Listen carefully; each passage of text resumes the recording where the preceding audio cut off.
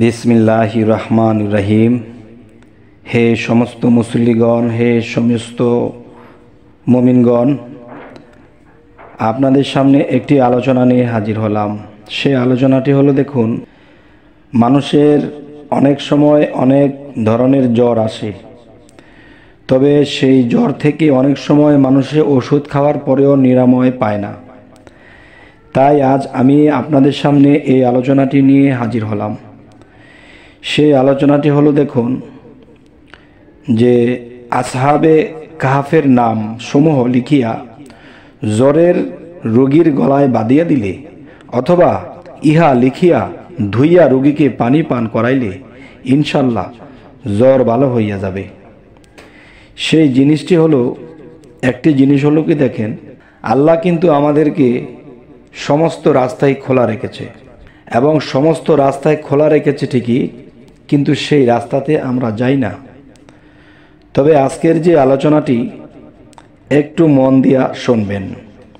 এখন যে আলোচনাটি করতেছি সেটি হলো যে মানুষের জ্বর আসলে সারতে চায় না, তাই আসহাবে কাহাফের নাম সমূহ লিখিয়া জ্বরের রোগীর গলায় বাঁধিয়া দিতে হবে, অথবা এটা কোনো কাগজে লিখিয়া সেটা ধুইয়া পান করাইলে ভালো হয়ে যাবে।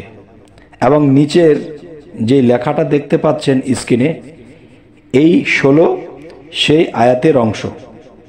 আসহাবে কাহাফের নাম লিখিবার যে একটা পবিত্রতা লাগে, অবশ্যই পবিত্র হয়ে এই নামটি সুন্দর করে লিখে রোগীকে খাওয়াবেন।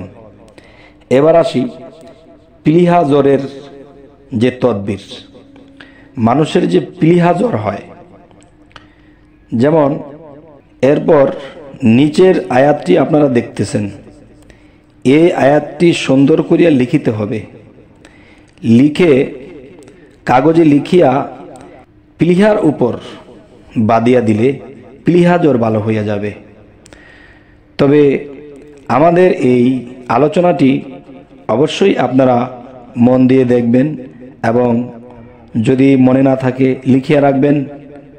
এই আলোচনাগুলো শুনে যদি মনে রাখেন, নিজের উপকার এবং অন্য কারো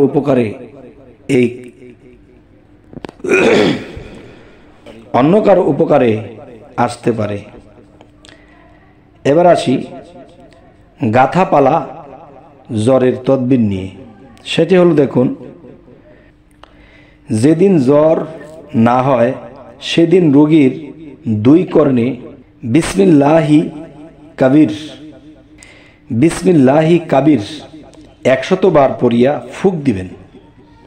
যেদিন জ্বর না হয় সেই দিন রোগীর 2 কর্ণে, মানে 2 কানে, বিসমিল্লাহি কাবির 100 বার পড়িয়া ফুঁক দিবেন, এবং ইহা লিখিয়া রোগীর গলায় হাতে বাঁধিয়া দিবেন। আল্লাহর ইচ্ছায় আর জ্বর উঠিবে না। তবে হে জগতবাসী, আল্লাহ আমাদের জন্য এত সুন্দর পথ খোলা রেখেছে, আমরা এই পথে থাকি না, এই জিনিসগুলো মানি না, যার ফলে আল্লাহ কিন্তু একটা কথা বলেছে, আমি রোগ দিয়েছি, রোগের জন্য নিরাময়ের ব্যবস্থা আমি কোরআনেই দিয়েছি, তোমরা সেই ব্যবস্থা নেওনি, যার ফলে তোমরা ভুগিতেছ। তাই আমি আজ এই আলোচনা জ্বর সম্পর্কে আপনাদেরকে করলাম।